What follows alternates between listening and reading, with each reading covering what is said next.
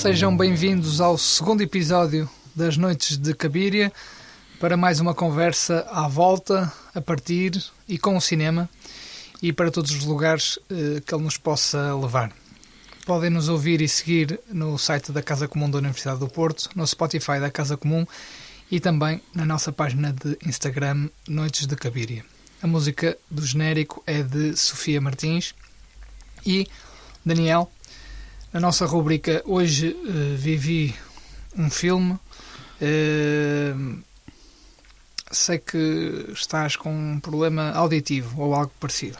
Não é bem assim, mas no filme sobre o Van Gogh, do Piala, nunca aparece nenhuma cena em que ele corta a orelha.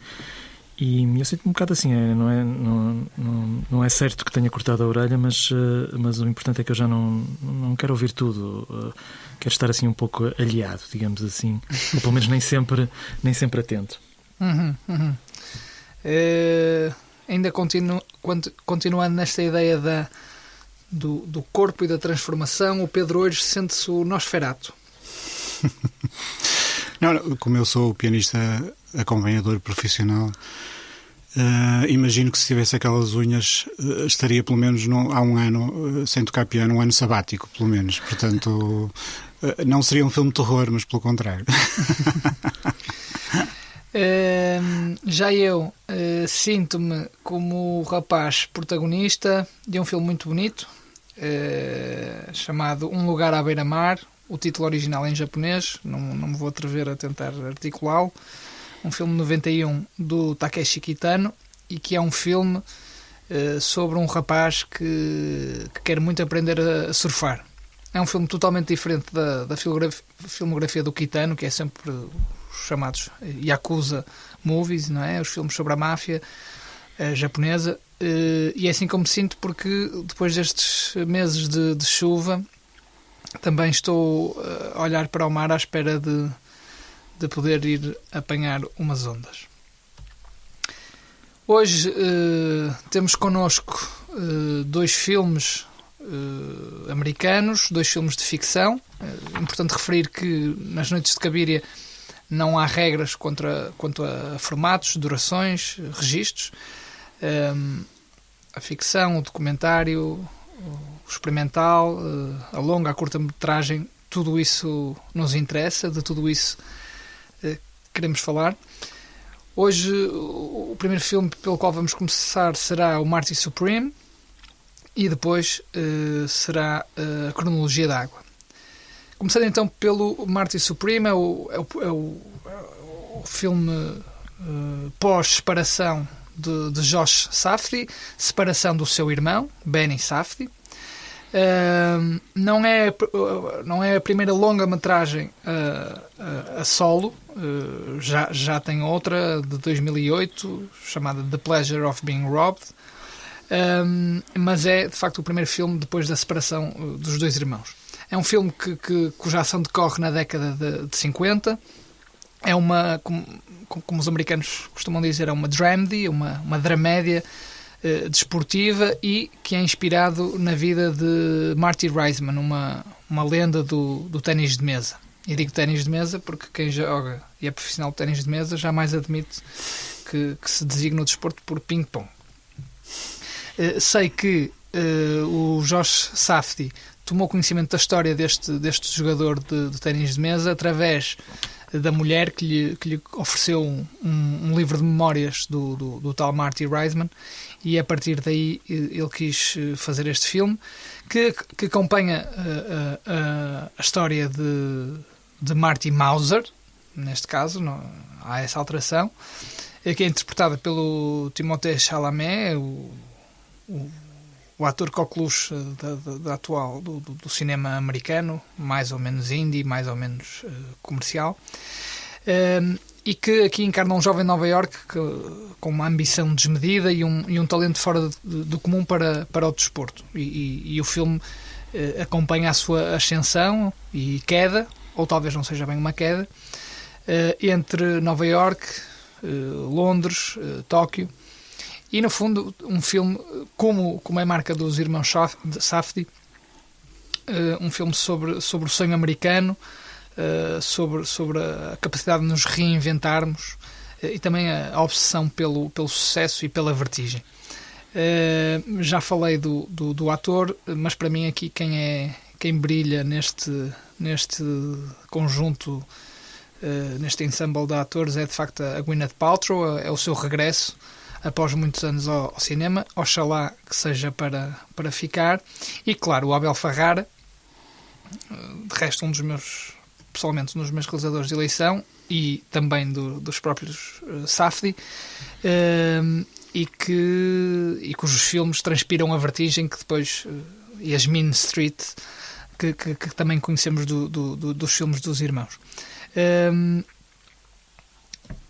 um filme que, convém dizer, tendo sido produzido pela A24, a produtora indie, se é que ainda lhe podemos chamar indie, teve um orçamento estimado entre 60 e 90 milhões de dólares. Portanto, depois disso, continuar a dizer que o Safdie, o Jorge, neste caso, ainda é um realizador independente, leva-nos sempre para aquelas discussões do que é que, afinal, essa palavra significa. É um filme de desporto, Daniel. É um sport movie. Há uma longa tradição é um filme de género, de resto, deste filme, deste tipo de filme. Mas é um filme que se encaixa nessa tipologia ou algum tipo de derivação? Sim, eu acho que se encaixa, embora tenha as suas particularidades. Há muitos filmes sobre desporto, em particular sobre boxe, talvez seja o desporto mais presente no cinema. Estou-me a lembrar do Touro Enraivecido, do Rocky, Fat City, mas há imensos, não é? Podemos ficar aqui bastante tempo a falar sobre filmes de boxe. E eu acho que se percebe porquê, porque é um desporto visualmente muito interessante. Há uma luta individual, não é? Portanto, a pessoa está sozinha em luta contra outra pessoa.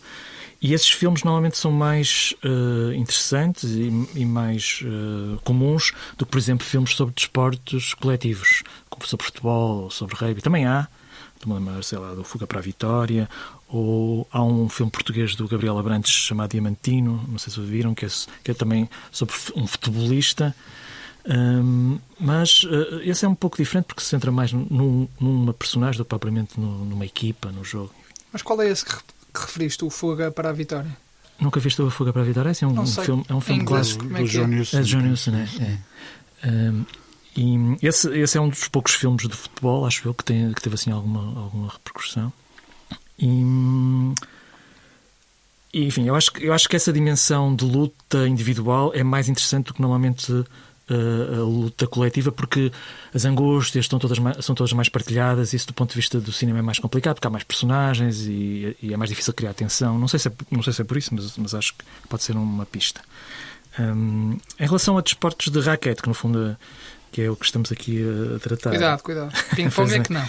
Não, eu ia falar do ténis primeiro, porque o ténis é um desporto, acho eu, bastante mais elegante. Os movimentos são muito mais elegantes do que no ping-pong. O ping-pong, o ténis de mesa tem movimentos mais estranhos. Não, eu acho que jogam ténis de mesa. Eu acho que os próprios jogadores admitirão que o ténis tem movimentos mais elegantes, são mais largos. O ténis de mesa são coisas mais nervosas, acho movimentos mais nervosos. Não estou a dizer que não haja beleza no ténis de mesa, também há. Mas é menos coreografável, enfim, tem alguns problemas, na minha opinião. Mas há filmes de ténis, ou challengers, recentemente. E este filme insere-se, acho eu, nessa tradição de filmes de desporto, embora tenha algumas características únicas. Já agora, só antes de entrarmos na questão do ténis de mesa, ou ping-pong, já não sei o que... Ténis de mesa. Okay. E há mesmo uma cena no filme em que alguém se refere a isso, ao desporto como ping-pong, e o Marty olha com desprezo e se não estou em erro, corrige. Sim, embora para o que eu quero dizer, se calhar ping-pong até estaria melhor, mas enfim... Os irmãos Safdie separaram-se, divorciaram-se no cinema, e um deles fez um filme sobre o ténis de mesa e o outro fez um filme sobre luta também. Portanto, os dois, de certa maneira, optaram por esse caminho semelhante, digamos assim. E o que eu acho interessante neste filme, o facto do filme ser sobre ténis de mesa, é que o ténis de mesa, nos anos 50, que é quando o filme, que é no fundo a década do filme, era um desporto pouco conhecido e, de certa maneira, ainda é um desporto pouco nobre, acho eu, na maior parte dos países. Alguns países em que é forte, mas diria que não é um desporto tão popular, nem tão reconhecido globalmente como serão outros esportes. Portanto, e naquela década, e nos Estados Unidos, os ambientes onde o desporto é praticado, aliás, isso é mostrado no filme, são assim, ambientes quase submundo, não é? Estão ali naquelas salas escuras, onde há apostas, sim. Enfim, é quase um submundo. E isso é interessante, porque há um contraste entre isto. Agora já estou a entrar na personagem principal do jogador, do Marty, como é que ele é o apelido? Já não Marty Mauser, em que ele tem uma ambição desmedida, assim, uma pessoa mesmo ambiciosa, quer ser um dos melhores jogadores, e mesmo a personalidade dele, ele é muito afirmativo, é assim, uma pessoa que quer chegar longe. Portanto, toda aquela ambição dele contrasta um pouco com o lado quase de brincadeira do desporto e com a dimensão que o desporto tinha na altura. Isso eu acho que é interessante, porque se ele tivesse aquela mesma personalidade num desporto mais popular ou mais conhecido na altura, se calhar era um filme. Mas neste caso, toda a personalidade dele parece ter uma dimensão, ou ele quer ter dentro da profissão uma dimensão muito maior do que o desporto naquela altura lhe permitiria. Eu acho esse contraste interessante e que seria difícil de conseguir com outro desporto. Tocaste aí num ponto que me parece interessante, porque sei que o Pedro tem uma nota sobre isso. Falaste na ambição tremenda da personagem do Marty Mauser, que é também, para ti, Pedro, uma ambição tremenda de quem o interpreta, do ator. Sim, os atores são criaturas que, por um lado, me fascinam e, por outro lado, não percebo absolutamente nada do que os move e do que lhes interessa. E, de facto, eu acho piada ao Timothée Chalamet. Aliás, acho piada às escolhas que os irmãos Safdie fazem para os seus protagonistas. São sempre bastante improváveis os atores que eles escolhem. O Adam Sandler à cabeça. Sim, e mesmo o Robert Pattinson para o Good Time, não é? Uhum. E pronto, e este filme, eu ainda nem quase sabia absolutamente nada sobre ele, e já sabia que o Timothée Chalamet ia ganhar o Oscar para o melhor ator, e acho que ele é produtor do filme, ou qualquer coisa assim, em parte acho que é produtor. Ele ganhou o Oscar? Não, eu estou a dizer, a promoção do filme está toda... Pronto, não percebo nada dessa motivação dos atores, mas ela existe, de facto, e acho que o Timothée Chalamet, que tem imensa piada, que desafia a imagem da masculinidade tradicional, mas sim, tem uma ambição desmedida, e acho engraçado isso corresponder exatamente à personagem, e acho que se nota um bocadinho na interpretação do Timothée Chalamet, nota-se um bocadinho, sei lá, do Tom Cruise antigamente, do Leonardo DiCaprio, etc., de todos esses rapazes cheios de testosterona, digamos assim, embora não seja essa a imagem de marca do Timothée Chalamet. Mas eu estava a dizer isto sobretudo porque me parece que uma das coisas engraçadas da personagem do Marty Mauser é que ele está sempre a representar. É um personagem que vai representando vários papéis ao longo do filme, e há um momento engraçadíssimo quando ele chega ao teatro em que está a personagem da Gwyneth Paltrow, e ela está a representar com um ator do método, não sei se se lembram disso, não é? E ele diz qualquer coisa, faz ali uma intervenção e ela diz, não, isto sim é que é um ator, sim. Portanto, sim. Acho engraçada essa coincidência. Podes recordar um bocadinho a cena, se te lembras? Porque, é um ensaio, não sei se é um ensaio. É um ensaio. Não, eu sei, eu lembro-me disso, mas o que é que eles são... O que é que está a decorrer na ação do ensaio? Portanto, ela está a ensaiar com um ator, um jovem ator que, pelos vistos, percebe-se que é um ator do método, e a gente sabe que houve ali um momento na história do cinema americano, do teatro americano, neste caso do teatro, em que houve ali um choque entre os atores da velha guarda e os atores que estavam a aderir ao método, não é? Uhum. pronto, Vivian Leigh e Marlon Brando no Elétrico Chamado Desejo. Claro. E é engraçado que ela está incomodada com aquela chatice do ator do método, que não sei o quê, que já não sei qual era, mas já não dormia não sei há quantas noites, aquelas histórias. Sim. E chega lá o Marty Mauser com a sua sabedoria de rua e com a sua e aquilo surge-lhe tudo muito mais genuíno. Pronto, acho isso engraçado, embora não seja o mais importante do filme, como é óbvio, não é? Eu gostava de retomar um ponto que o Daniel mencionou, relativamente à separação dos irmãos. Eu já li algumas opiniões no sentido de que, tendo eles separado, os filmes que daí resultaram a solo, que serão muito parecidos, muito comunicantes, etc. É importante dizer, antes de mais, para quem nos está a ouvir e que possa não estar tão familiarizado, que os Safdie foram, na última década, foram elevados aos píncaros, como os grandes cineastas do cinema independente, de um cinema que estava esquecido, obscurecido, na linha do novo cinema, ou da nova Hollywood dos anos 70, etc. E com justiça. Agora, relativamente à comparação dos filmes, embora eles tenham esses vasos comunicantes, como de resto muitos outros filmes feitos por pessoas que não são irmãos têm, eu acho que de facto há uma grande diferença, há uma clivagem e há uma mudança de velocidade. Parece-me a mim que no Marty Supreme o Josh Safdie continua um pouco em piloto automático, e com isto não estou a dizer que não aprecio o filme, porque aprecio, mas de facto continua estas personagens em vertigem, sempre em corrida, on the run, e sempre de facto à procura, são idealistas e sempre à procura de cumprir determinadas ambições. Ora, o tipo de ritmo, e não falo só de ritmo da montagem, mas do próprio ritmo interior da personagem do Smashing Machine, do irmão, do Benny Safdie, é totalmente diferente. É um olhar muito mais... Obviamente que está lá o desporto, está o vigor físico, mas é um olhar muito mais contido, muito mais modesto, muito mais atento às subtilezas da personagem. Há uma redução abrupta da velocidade no Smashing Machine. E isso parece muito interessante. Com isto quero dizer que, de facto, creio que são dois filmes bastante diferentes e que não sei de forma categórica ou decisiva, mas que marcam ou que aparentam marcar caminhos diferentes para os dois irmãos. Mas, desculpa, acho que era um exercício quase de imaginação, todas as duplas do cinema que trabalharam em dupla até ao fim, imaginar o que é que teria acontecido se tivessem começado a fazer filmes em separado, não é? Os irmãos Taviani, o que é que iria resultar dali, o António Reis e a Margarida Cordeiro, etc. Portanto,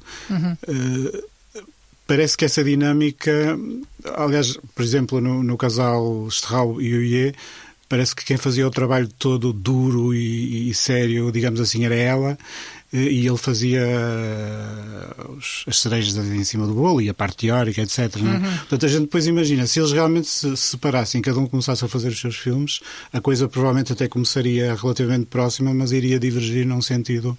Mas pronto, isto é ficção científica. Sim. Não, eu digo isto porque de facto... ouvi muita gente a dizer que eram filmes que continuavam na mesma linha ambos, e acho que são filmes que de facto marcam uma diferença interessante entre os dois. E, ou seja, a personagem do Marty é como nos outros filmes deles, uma personagem bigger than life, e como tu dizes, que está sempre a representar. E no Smashing Machine é tudo menos bigger than life. A escala é irredutivelmente humana, íntima, embora não psicologizando a personagem, mas é uma escala muito mais pequena. Pedro, tu falaste aí num aspecto que depois não chegaste a desenvolver, mas que eu acho interessante. A ideia de masculinidade.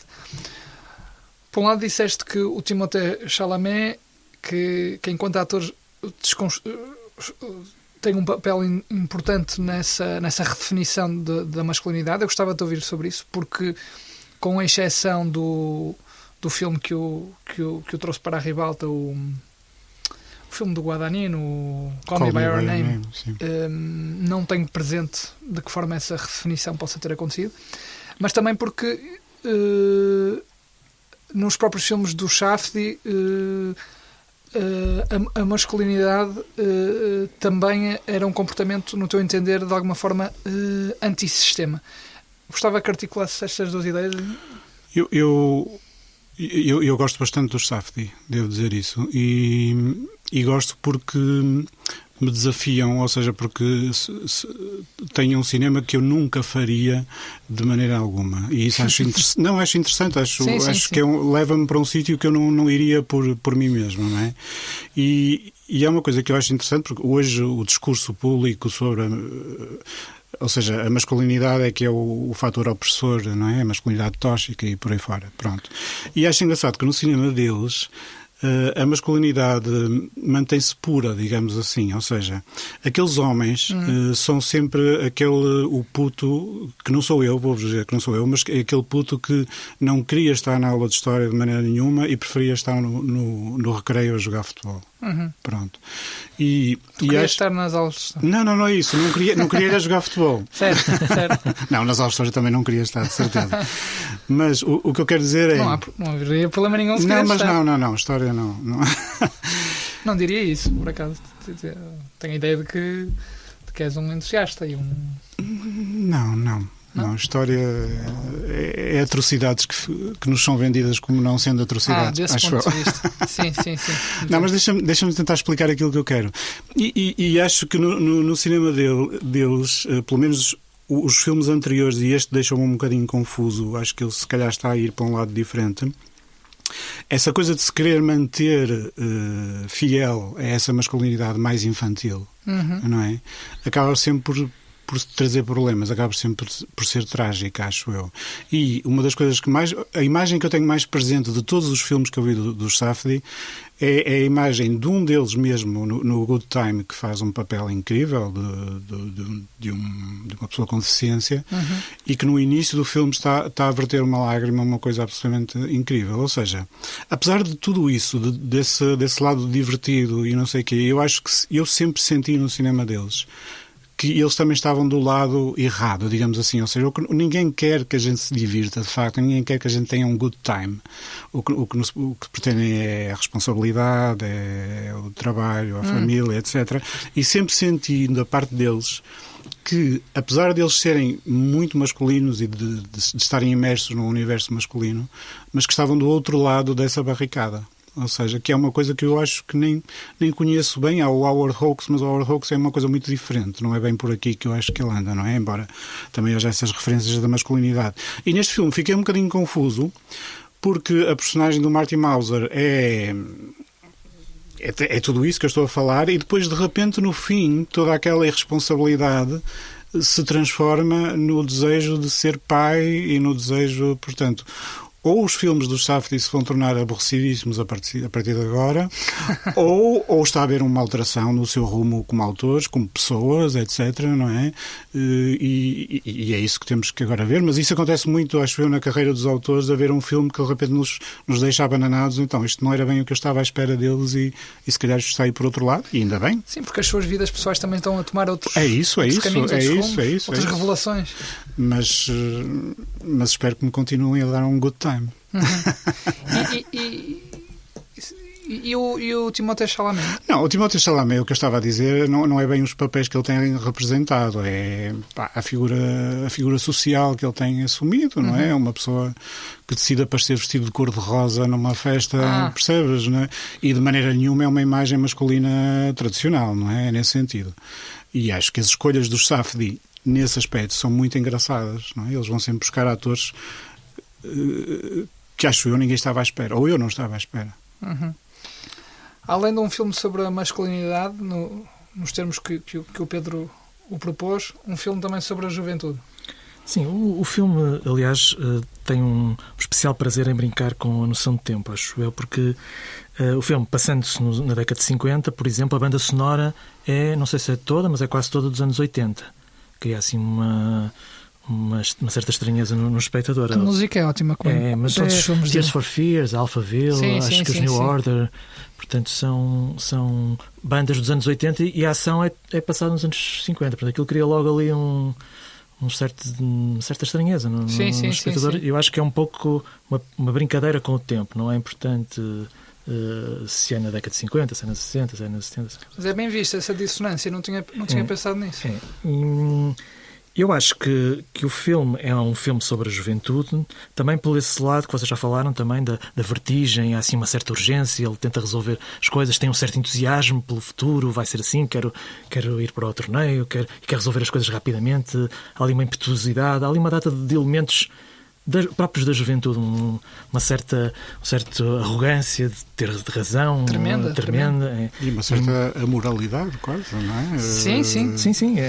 Eu acho que ela é, desculpa interromper, Daniel, eu acho que ela é uma figura insuportável. Mas atraente ao mesmo tempo. Mas atraente. Sim. Aliás, no filme, se salvo erro, tirando a Gwyneth Paltrow, e depois também explicarei porquê, não há uma única figura simpática. Não há nenhum. Mesmo a amiga / namorada dele, a certa altura também tem algumas atitudes que não faz com que o espectador a tome por uma figura simpática ou confiável ou amistosa.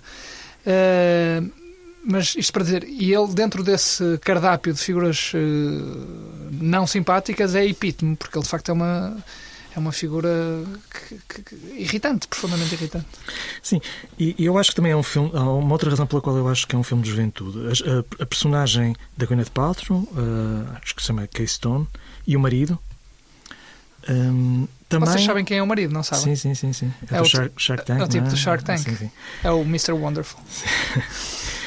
E eles olham para o Marty como a juventude perdida, pelo menos foi assim que eu li o filme, nessa parte. Porque a Kay Stone, a Gwyneth Paltrow, a personagem da Gwyneth Paltrow, é uma atriz que já está em decadência, já não tem os papéis importantes, está num casamento infeliz, ou seja, há ali Sunset Boulevard. Um desencantamento, e o Marty funciona, acho eu, como recupera um pouco da juventude, porque na verdade a relação deles é um pouco estranha, não é satisfatória nem para um, nem para o outro. Para ele é meio instrumental, porque ele precisa de dinheiro. Mas ela também está bem, não se queixa, não é? Sim, é isso, porque ela olha para ele, acho eu, como condescendência, e acho que tenta recuperar ali um certo entusiasmo da juventude, embora ela saiba que aquilo é fictício.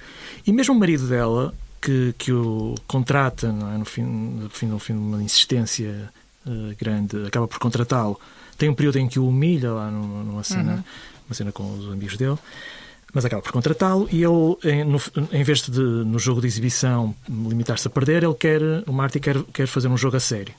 E este empresário fica furioso, mas ao mesmo tempo percebe-se que ele aprecia aquela irreverência que se calhar ele também já teve no início da vida dele, quando começou a trabalhar e era preciso construir a fortuna, ou não sei. Pronto. Mas pareceu-me que ele olhava para ele revoltado, irritado por ele não ter cumprido o que tinham combinado, mas ao mesmo tempo a gostar daquela irreverência que ele agora já não tem tanto, ou já não pode ter.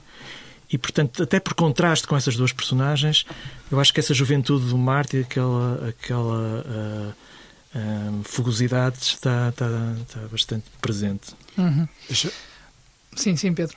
Sim, eu ainda não preciso se vocês simpatizam ou não com a personagem, com o Marty Mauser, mas eu, por exemplo, lembro-me de acho que é um dos primeiros filmes deles, o Go Get Me Some Rosemary, em que temos um pai que deve ser dos mais irresponsáveis da história do cinema, e que é absolutamente atraente, desde logo por essa irresponsabilidade. Claro. Portanto, acho que o Daniel tem razão, não é? Estas pessoas acabam por, mesmo quando estão a negar o Marty Mauser, mas estão, de certo modo, fascinadas por aquela loucura toda que ele traz, não é?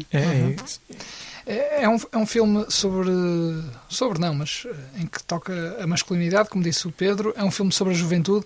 Eu acrescentaria também um outro elemento. É um filme, quanto a mim, menos sobre o desporto do que sobre o poder. Isso parece uma coisa curiosa no filme. Sendo um sport movie, filme de género que obviamente que não está dentro desse espartilho. Não é um filme sobre a paixão pelo jogo.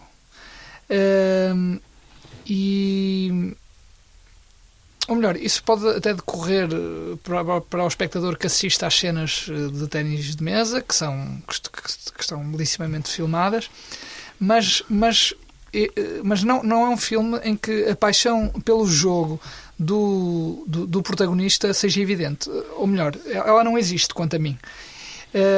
Há uma obsessão pelo jogo, mas num sentido funcional ou utilitário. O jogo é um veículo para furar a mediania, para furar a pobreza. E também como um sinal de extravagância, não é? Parece assim quase um... Sim, mas no sentido de quê? No sentido da projeção, da fama e do poder. Olha, aí é que discordamos em completo. Ótimo, isso é ótimo. mas antes de me dares a tua discórdia, por exemplo, quando o Marty... há uma cena para mim que é bem ilustrativa disso. Quando ele vai à Inglaterra competir naquele torneio, não há um minuto que ele passe a conhecer ou a conviver com os outros colegas que estão lá de todo o mundo a jogar ténis de mesa. Qualquer miúdo na idade dele, e eu também o sei porque pratiquei desportos federado e etc. Quando vai para uma competição com miúdos de todo lado, há um enorme... A beleza e a piada da coisa não é só a competição, obviamente, mas também a interação. Sem telemóveis e sem redes sociais, que era o meu tempo, mas também que era ainda mais o tempo do Marty. Esses mundos que se descobriam com pessoas de outros lugares, e no caso dele é do mundo inteiro, era parte do fascínio. Ora, ele não convive com os colegas, nem sequer fica para dormir no sítio onde eles dormem, nas camaradas, e vai para o Ritz. Naquele seu gesto extravagante, que é interessante, que é excitante, não há dúvidas disso. Mas isto para dizer que o desporto aqui é o ténis de mesa, mas na verdade pode ser outro desporto qualquer. Não quero com isto fazer uma leitura demasiado negativa. Ou melhor, não há qualquer leitura moral minha sobre a personagem, não é nada disso. O que eu acho é de facto que esta personagem vê no ténis de mesa, para o qual de facto é alguém aparentemente muito dotado ou até sobredotado, mas vê nisso uma possibilidade de romper com o seu estatuto social, de vencer na vida, o tal American Dream, e de não ficar como um simples funcionário de uma sapataria, para o qual ele também parece ter imenso talento, porque também aí ele, como tu disseste no início, ele está sempre a representar, não é? Esta ideia de vencer na vida é traída, porque a vida é que o vence a ele. De alguma forma, e termino esta nota, eu creio que este filme, mesmo que não de forma consciente ou deliberada, antecipa também um pouco a figura dele enquanto desportista é um bocadinho desfasada do que era o desporto, se calhar de forma idealizada, mas da forma como nós imaginamos o desporto nessas décadas. Ou seja, a figura dele parece muito mais consonante com o tipo de jogador, de desportista de alta competição de hoje em dia, do nosso tempo. Ou seja, um jogador em que a paixão pelo jogo não é necessariamente o mais importante, mas tudo o que está à sua volta. O dinheiro, as apostas, a publicidade, a otimização de receitas, etc. Para não ir mais longe, falando no caso do futebol, nas últimas 2 décadas, ou década e meia, como sabemos, houve inúmeros futebolistas que, em fases precoces da sua carreira, com 20 e poucos anos, no auge das suas carreiras no futebol europeu, que para o bem e para o mal ainda continua a ser a referência do futebol mundial,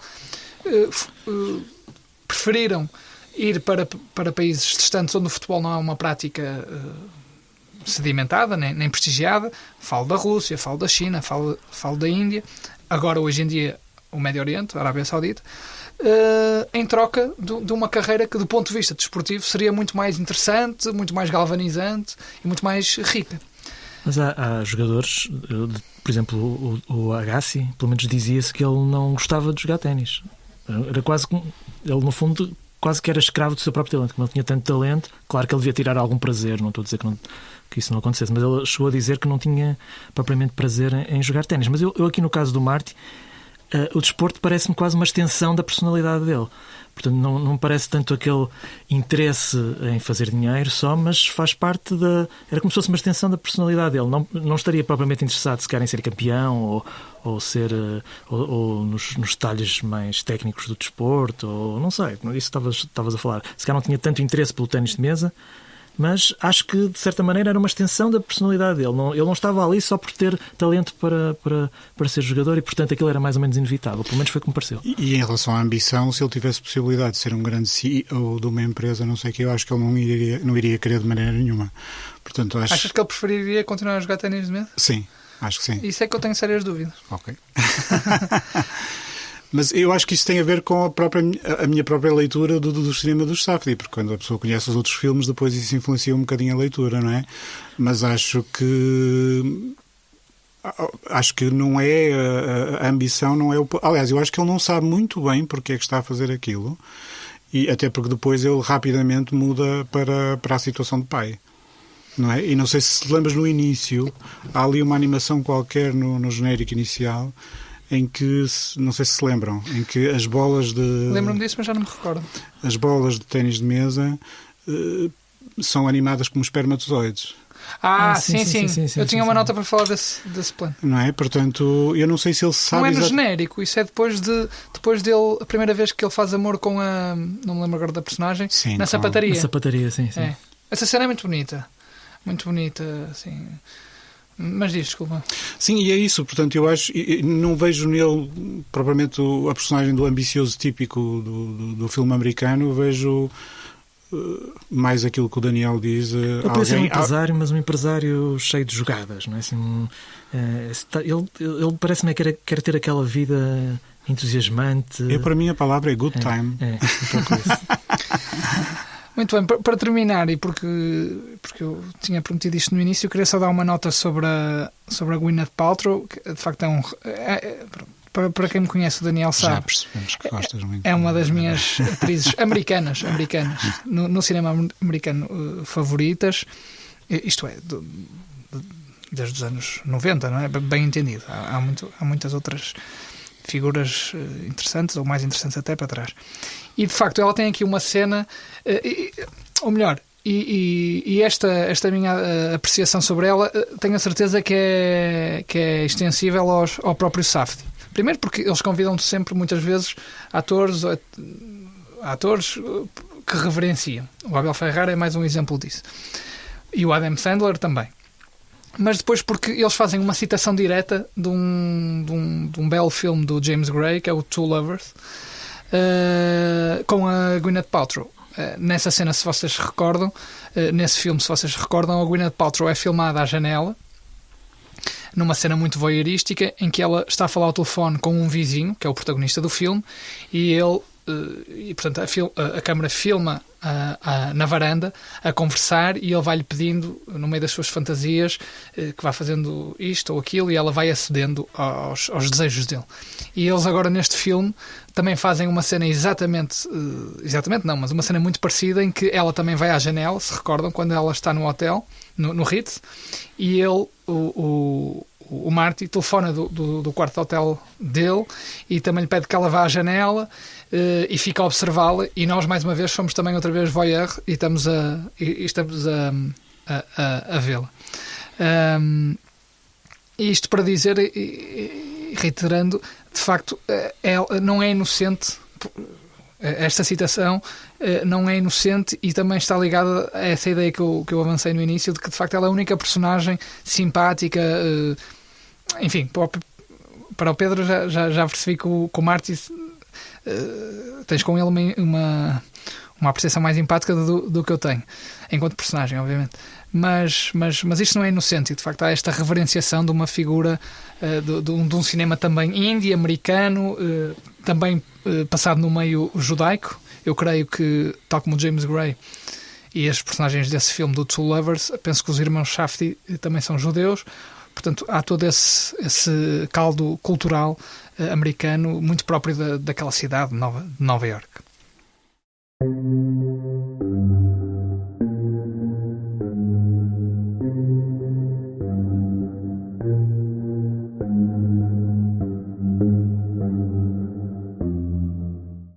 Partimos agora para um filme bastante diferente, da Kristen Stewart, uma atriz que, como sabemos, tem uma carreira interessantíssima, na medida em que se notabilizou primeiro como atriz da saga Twilight, de vampiros, juntamente com o Robert Pattinson, que, nem por acaso, como o Pedro já disse, também entrou num filme no Good Time do Shafty. A Kristen Stewart, desde aí, já tem feito uma série de filmes, melhores ou piores não interessa, mas interessantíssimos, fora do circuito, ou melhor, absolutamente distante do universo da saga Twilight. E aqui faz um filme que no fundo transpõe uma adaptação cinematográfica das memórias homónimas da escritora americana Lydia Yuknavitch, que eu não conhecia. É por isso um drama biográfico, e que narra a vida de uma jovem, a própria autora, que encontra na natação uma forma de sobreviver a uma infância marcada por abusos sexuais da figura paterna, do pai, de dependência e de autodestruição. E esta ideia da água como metáfora central é muito importante na construção da memória, nas ideias de desejo e de eventual salvação ou purificação. Sei que temos alguns humores variados em relação a este filme. Se calhar podemos começar pelo Daniel, que me disse algo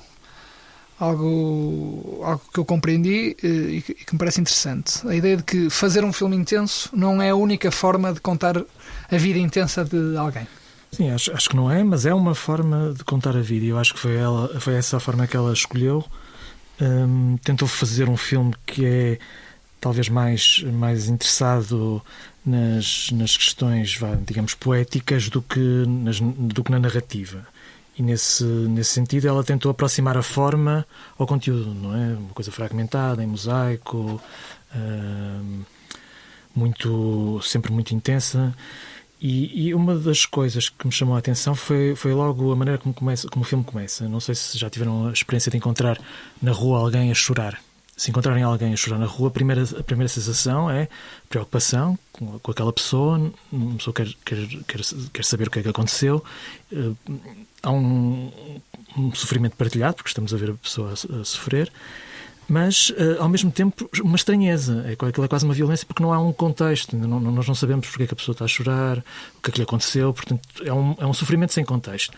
E o filme começa muito cedo a apresentar a personagem, os sofrimentos de infância, de adolescência da personagem, e nós ainda nem conhecemos a personagem. Portanto, aquilo tem um efeito que pode ser interessante também, mas é um efeito de estranheza, que é contactarmos com coisas muito fundas, ainda sem conhecermos superficialmente nem as personagens, nem o sítio onde elas vivem, nem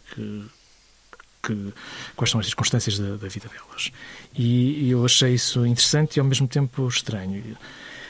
E provocou-me algum desconforto no início, que depois se foi atenuando à medida que o filme foi avançando, também porque acho que me habituei um pouco àquele isto vai ser assim, não é? E isso seria assim a minha primeira nota. Também acho interessante o facto dela escolher isso para primeiro filme, porque é uma atitude corajosa, de certa maneira, porque podia ter optado por um filme mais convencional, e nesse aspecto estou-me a lembrar que de filmes do Cassavetes, com as devidas distâncias, claro, do Cassavetes ou do Jonas Mekas, também são assim filmes muito, muito mais interessados noutras coisas que não necessariamente a narrativa. E o facto de ela ter escolhido, lá está, com as devidas distâncias, esse caminho para primeiro filme, acho que foi corajoso, mas na minha opinião não totalmente conseguido, mas já lá vamos. Uhum. Eu devo dizer que o filme me surpreendeu muito pela positiva, se calhar porque eu estava também com o velho problema das expectativas. Eu estava de alguma forma com uma expectativa negativa, até porque, confesso, já estava um pouco cansado do registro da Kristen Stewart atriz, que no início, quando ela apareceu, foi algo que me interessou muito, nomeadamente naqueles 2 filmes, o Clouds of Sils Marie, do Assayas, Acho que sim. Penso Eu não que vi, sim. mas acho que sim. E depois no outro filme, também do Assayas, que é o Personal Shopper. E há outros filmes, mas esses 2 particularmente foram os filmes, se não estou em erro, que de repente fez com que os espectadores de cinema olhassem para a Kristen Stewart com outros olhos. Temos aqui uma grande atriz. E para mim ela foi uma revelação. Esta longa-metragem não é o primeiro filme dela, ela já tem uma curta experimental, essa assumidamente experimental, embora este filme também tenha o seu quê de experimental. Há uma primeira curta de 2017 que estreou na altura em Cannes e que se chama Come to Swim, o que é interessante porque continua aqui a ideia de nadar, de natação, de água. É uma estreia aventurosa, arriscada, mas que, quanto a mim, como é a panágio da Stewart, de resto, mas que, quanto a mim, traz os seus frutos e deixa-me com curiosidade para os filmes que se seguirão. Desde logo porque, a meu ver, e agora vou ser um bocadinho polémico, para mim isto é o filme que o Terrence Malick hoje já não sabe fazer. Não estou a comparar realizadores, evidente, são muito diferentes, e o Terrence Malick tem uma carreira que fala por si, gostamos mais ou menos dela, mas é esse filme. Porquê? Desde logo porque é um filme de montagem.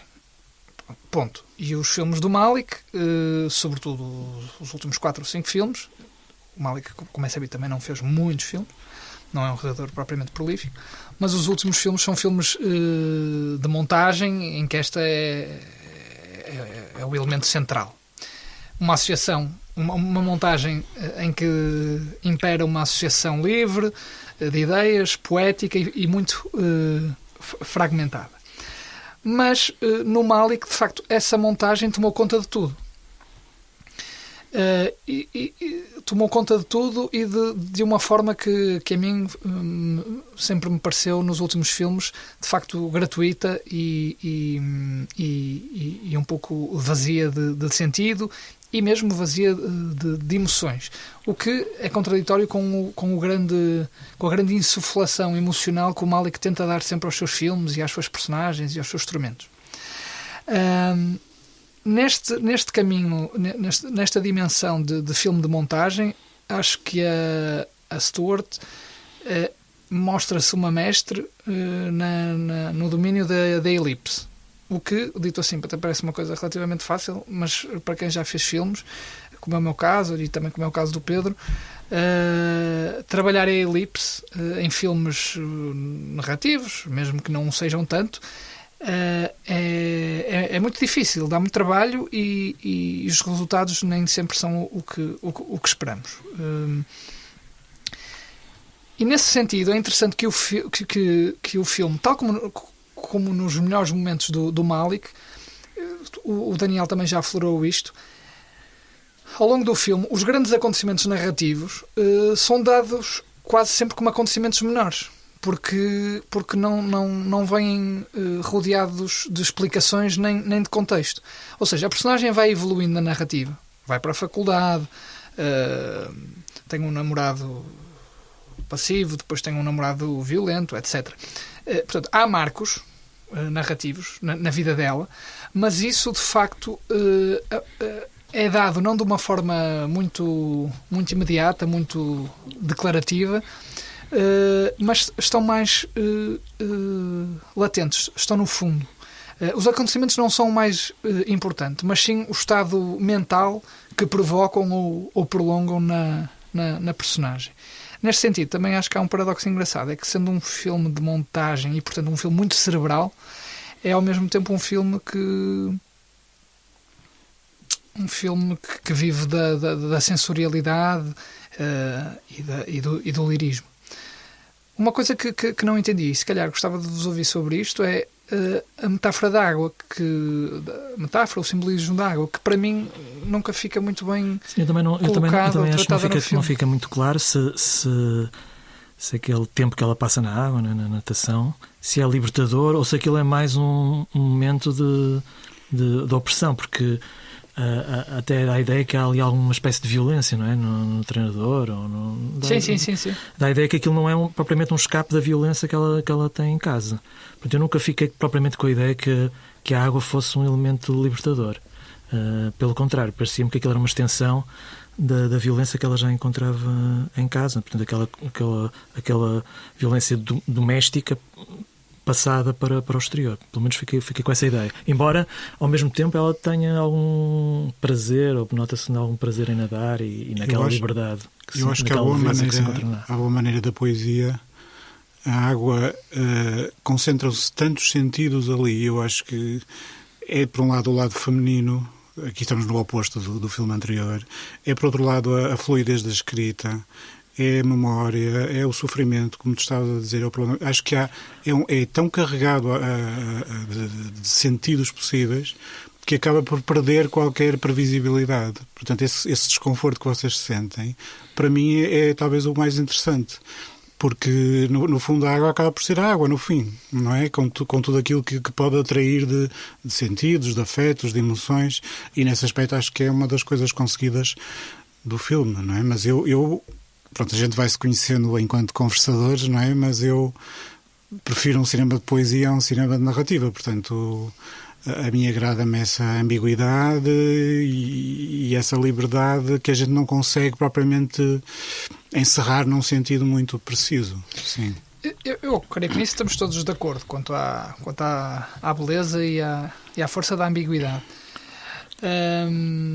Mas se calhar antes disso, voltando à água, tu olhas para este filme também como uma hipótese de uma... Eu já falei do filme como sendo um filme de montagem e tu falaste-me de uma montagem aquosa. Isso foi uma invenção. Não, eu acho que eu não tenho... Não é a mesma coisa que aquática. Não. Eu não tenho uma ideia completamente fechada sobre este filme. Eu, por um lado, senti simpatia. Por outro lado, não sei. Acho que vou precisar de ver mais filmes da Kristen Stewart para ver exatamente onde é que ela quer ir. Mas achei interessante porque, não sei se vocês repararam, conforme começa uma cena e há ou um flashback ou um flash forward, ou um flashback ou um flash forward. Ou seja, pequenos apontamentos e que depois desaparecem e volta à cena presente. Ou seja, parece que há ali uma ideia de que as próprias cenas de que o filme se vai compor estão a fluir um bocadinho como uma ideia aquosa. Pronto, isto foi uma ideia assim meio peregrina que eu tive sobre o filme. Mas eu acho que realmente o julgamento sobre este filme é se esta forma ousada que a Kristen Stewart assumiu, se é completamente justificada ou se é puxar a originalidade um bocadinho. Ainda não percebi isso, ainda não cheguei a uma ideia se está tudo justificado por esta forma tão ousada. Isso ainda não percebi. Gostava de vos ouvir sobre uma mesma coisa. É um filme que está marcado pela ideia de trauma. De trauma como coisa determinante e desencadeadora de reações, de sensibilidades. Daniel, a ideia de que a literatura pode servir de terapia, de que forma te interessou no filme? Eu digo isto porque também me parece outro ponto que é pouco tratado no filme. Ou seja, às vezes acho que a ideia da literatura enquanto expressão, apontamento íntimo, interior, terapêutico, eventualmente, está lá, mas às vezes parece que está lá de forma decorativa para dizer que esse era um elemento da personagem. Bom, eu não conheço o livro da Lídia Yuknavitch, nunca li nada dela, portanto não sei. Eu às vezes fazia meio do filme, não sei se isso aconteceu, mas estava quase a tentar imaginar como é que seria o livro a partir do filme. Imagino que o livro também seja assim um pouco fragmentado, seja um pouco caótico, como aliás parece ter sido a vida dela, não é? E parece que essa dimensão terapêutica funciona. que terá funcionado na vida dela, no sentido em que ela deu um propósito à sua vida ao tornar-se escritora e ajudou a arrumar uma data de coisas que ela tinha ali por arrumar. Portanto, tem esse lado terapêutico. E também acho normal que uma pessoa que tenha sido abusada pelo pai, neste caso um abuso que até é sexual, ou seja, tem uma dimensão física muito importante. Ela e a irmã também. Ela e a irmã, eu acho normal que ela, dedicando-se a uma atividade artística, ou mesmo que se dedicasse a outra coisa qualquer, isso estivesse sempre presente. Portanto, seria estranho se coisas tão fortes como essas, e mesmo outro tipo de trajeto, não estivesse presente na obra dela. Portanto, acho isso normal. Acho difícil até fugir a isso. Pode estar lá de forma mais direta, mais indireta, por isso parece perfeitamente normal. Depois, essa é uma dimensão, mas depois também há outra dimensão que é a seguinte: quando há um tema delicado, eu acho que todos nós já experimentamos isso, quando um filme é sobre um tema delicado, a nossa opinião sobre o filme muitas vezes não é a opinião sobre o tema. Não é? Se for um filme sobre um sofrimento de alguém que sofreu muito ou uma doença, quando uma pessoa não gosta de um filme sobre esses temas, nós perante outras pessoas temos que nos justificar de uma maneira muito mais forte. Os argumentos têm que ser muito mais fortes, porque nós não queremos dar a impressão de que somos insensíveis ao tema. Portanto, aquilo, às vezes há filmes e livros que abordam certos temas que são tão sensíveis que funcionam quase como uma capa, como um escudo contra a crítica, porque depois não se pode dizer nada sobre o filme, porque é como se estivéssemos a atacar aquela pessoa, ou aquelas ideias, ou sermos insensíveis, ou negligenciarmos o sofrimento da pessoa. Portanto, há aqui sempre uma espécie de às vezes há uma chantagem ao espectador. Bom, eu estou a dizer isto assim de uma forma muito extrema, mas é para se perceber. Sim. E este tipo de filmes, e suponho que também o tipo de livro, abordando essas vivências tão complicadas da protagonista e de outros personagens, colocam o filme às vezes nessa posição. E portanto, era isso que eu queria chamar a atenção, porque muitas vezes uma pessoa tem receio em criticar um filme, ou tem mais dificuldade em criticar um filme quando o tema é delicado. E faz sentido, não é? Portanto, eu gostei de algumas coisas do filme, mas de outras, na verdade, nem tanto, porque a maneira de fazer avançar a história, como tu dizias, com esses flashbacks e com esses movimentos para mais para a frente, nem sempre me pareceu exemplar. Eu gostava de dizer alguma coisa sobre isso. Eu não sei se a literatura pode ser terapia, seja para o que for, isso não... literatura ou cinema, seja lá o que for, mas o filme, em relação na relação da palavra com o trauma, deu-me aqui uma ideia bastante interessante, porque normalmente aquilo que se supõe na poesia ou na escrita é que ela é uma espécie de sucedâneo do desejo de quem escreve, não é? Do Camões aos surrealistas, passando pelo John Donne, etc. A gente presume sempre que quem escreve sobre esse tipo de temas, aquilo é quase uma outra forma de desejar. E aqui neste filme senti precisamente o contrário. Há um momento muito forte no filme, penso que é com o marido violento que estavas a falar, em que ele quer ter relações sexuais e ela diz: não, eu não quero, eu não vou dizer a palavra que ela disse, não quero fazer isso, eu quero, não sei se ela disse escrever, se ela disse ler. Ou seja, por causa desta relação com o trauma, eu acho que aqui a palavra não é uma continuidade do desejo, mas é uma pausa no desejo, é um distanciamento do desejo. E isso nunca tinha visto num filme, devo-vos dizer. Falaste na questão da sexualidade e até referiste, não vou dizer essa palavra. Apesar de ser noites de cabiria. Não, isso parece-me importante num filme como este que trata do excesso. Este é um filme em que se dizem todas as palavras, e mais do que as palavras, em que do ponto de vista visual há um lado gráfico, escatológico, que em muitos outros casos me levariam a afastar do filme, pelo que de gratuito isso poderia comportar, mas que aqui não me leva para esse lado. Concordo. Este excesso do filme, que o filme tem, a mim agradou-me. Primeiro porque creio que se integra muito bem na forma como a personagem e o seu trauma é tratado, mas também porque por um fator extra como é que é dizer, alheio ao filme. Ou seja, foi algo que também já falámos anteriormente os três. Estamos a viver um tempo em que as artes, e no caso que nos é mais próximo aqui o cinema, as artes vivem num certo status quo de inofensividade. Há uma certa ideia de que para não afetar afetar sensibilidades, para não dizer as coisas erradas, para não ser alvo de linchamentos públicos e de cancelamentos, etc. Os filmes, estou agora a falar no cinema, isto é extensível a outras artes, mas os filmes tornaram-se, a meu ver, muito macios e contidos. Há um grande medo de pisar a linha.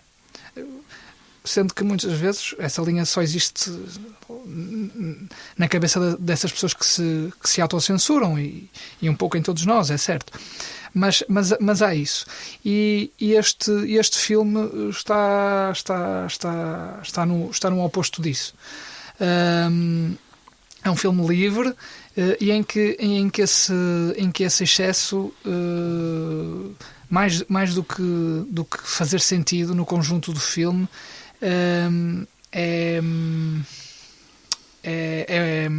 não quero dizer a palavra honesto, mas é,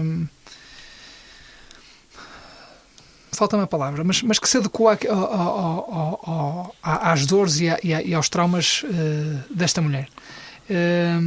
Eu, aliás, gostava de fazer um paralelo com deste filme com um de que não falámos aqui, que é o Die My Love, da Leanne Ramsey.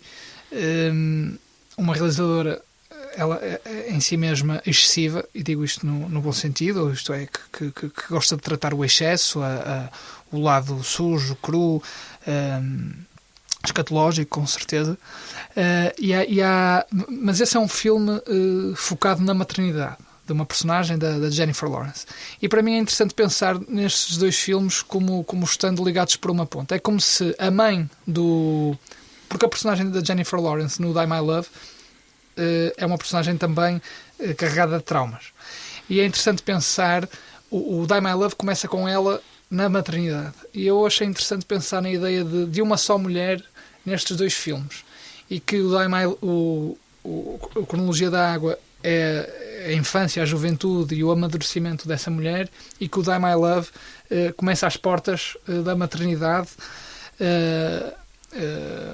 e em que se continua a acompanhar o percurso desta mulher. E acho que esta ideia, modéstia à parte, acho que não desagradaria à Kristen Stewart, que certamente tem na Leanne Ramsey que é em si mesma uma experimentadora, uma realizadora sem pruridos, feminista, desassombrada, tem nela com certeza uma inspiração e uma referência. Não sei se posso dizer uma coisa muito rápida. Em relação à palavra com o trauma, a primeira vez que ela verbaliza claramente que foi abusada com o pai é quando encontra um homem que a trata verdadeiramente bem. É a primeira vez que ela diz, por palavras que nós todos ouvimos e claramente. Portanto, há de facto, acho eu, no filme um cuidado muito grande em mostrar-nos que a palavra pode ter de facto uma relação com o trauma. Não sei se é terapêutica, não sei, isso é um bocadinho um clichê que a gente às vezes ouve, mas que há uma relação, há. Acho que sim. Acho que o Freud gostaria de ouvir isto. Eu queria só falar da atriz, porque eu, quando estava a ver o filme, Estava a pensar, eu conheço esta atriz de algum sítio, e depois fui investigar, e ela entra num filme do Peter Bogdanovich de 2014, acho que é She's Funny That Way. Sim, She's Funny That Way. Que é um filme leve. Sim.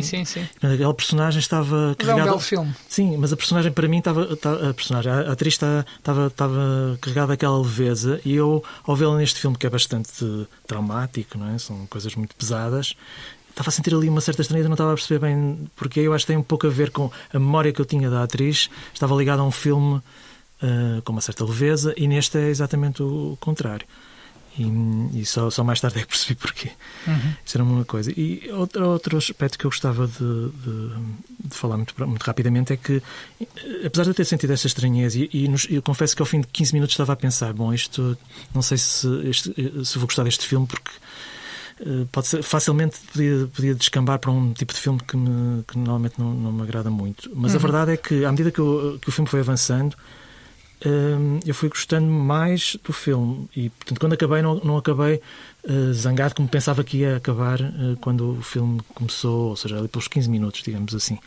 Portanto, alguma coisa ela deve ter feito bem ali pelo caminho, para me ir conquistar, embora não completamente, como já disse. Boa sorte para a Kristen Stewart. Boa sorte. Sem dúvida. Que venham mais filmes. Muito bem, terminamos o nosso grande plano sobre os 2 filmes deste episódio. Estamos agora num curto espaço de tempo para algumas notas à margem sobre outros filmes que nos tenham chamado a atenção. Vou recuperar um filme, não sei se eventualmente o Pedro também terá alguma coisa a dizer, que é do início do ano, mas que certamente ainda será muito falado ao longo, até ao fim, até dezembro, que é o novo filme do Christian Petzold, cineasta alemão, o Miroir número 3, não sei se é assim que se diz. Eu devo dizer que há já algum tempo que o meu interesse, o interesse tenho sempre, mas o meu entusiasmo pelo Petzold vem esmorecendo, e neste caso em particular, as razões pelas quais muita gente gostou do filme, pelo menos as pessoas com quem eu falei, são as mesmas pelas quais eu me afasto. Acho que este é o filme mais académico do Petzold, e mais esquemático. Ver os filmes que o Petzold fez para trás, eu sei que o Daniel já acha isto em relação aos filmes que estão para trás. Alguns, sim. Alguns. Eu não, e até são filmes que gosto bastante. Mas, de facto, há coisas neste filme que são tratadas de uma tal forma, de facto, esquemática, é essa a palavra, a oposição entre realismo e sobrenatural. O filme começa com um plano inicial do rosto e termina com o plano final do rosto. A revelação que é feita na narrativa, justaposta com a explosão da máquina de lavar, etc. A figura do doppelganger e da mulher que viveu 2 vezes. Tudo isto é tratado sem rasgo, e de uma forma francamente desinspirada. Pedro, não sei se partilhas desta opinião, se gostas mais do filme do que eu. Não. A minha visão é relativamente parecida, sim. E, acima de tudo, fala-se muito de uma certa delicadeza em mostrar o sobrenatural, e assim, um agnóstico como eu gosta de ser fascinado por essa sugestão do sobrenatural, e achei isso absolutamente entediante. Peço desculpa. Exato. Compreendo-te. Muito bem. Uma última nota sobre um filme que também esteve aí e que ainda está em alguns cineclubes. É um filme também particularmente interessante de ver à luz dos acontecimentos recentes da guerra no Irão, e mais latamente da situação geopolítica do Médio Oriente. Falo do filme O Bolo do Presidente. É um filme que acompanha uma criança nas vésperas dos bombardeamentos americanos ao Iraque. Estamos nos anos 90, e em que ela tem que cumprir a tarefa para a escola de fazer um bolo em honra do aniversário de Saddam Hussein. Quanto a mim, eu vi o filme como uma espécie de um Iraque ano zero, ou seja, como uma reconfiguração do Alemanha ano zero do Rossellini, ou mais rigorosamente dias antes desse ano zero, antes da destruição e das ruínas. Ficamos na imediata antecâmara.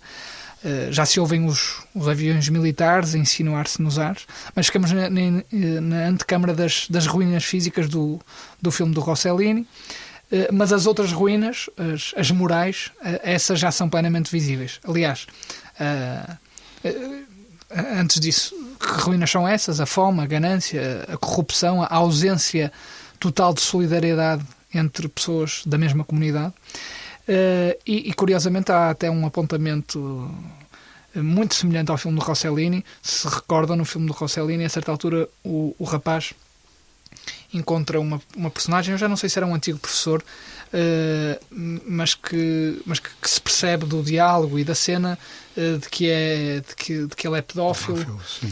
E que ou terá terá abusado dele ou que tentará abusar. E também há uma cena muito semelhante neste filme, no Bolo do Presidente, que se passa, e não é por acaso, numa sala de cinema.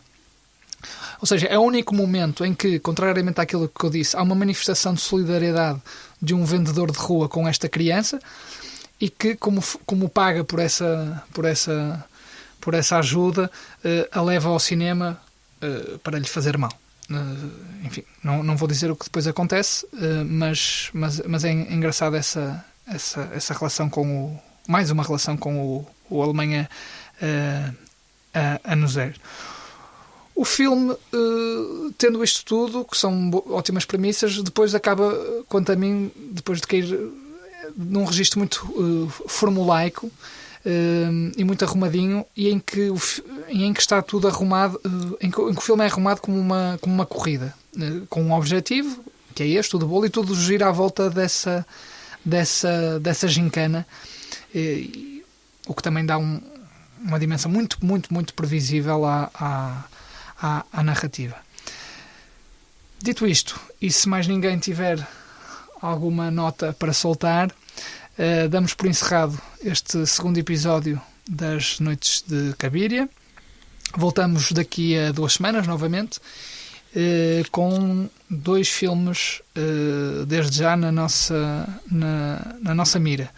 São eles Balane 3, o novo filme rodado em Moçambique do português Ico Costa, que antes deste filme já tinha realizado algumas curtas-metragens nesse país do leste africano, e ainda Blue Moon, o último filme de Richard Linklater. Para terminar, dizer que podem ouvir este podcast, este episódio, no site da Casa Comum da Universidade do Porto, no Spotify da Casa Comum e também na nossa página de Instagram, Noites de Cabiria. A música do genérico é de Sofia Martins e eu despeço-me até ao próximo episódio.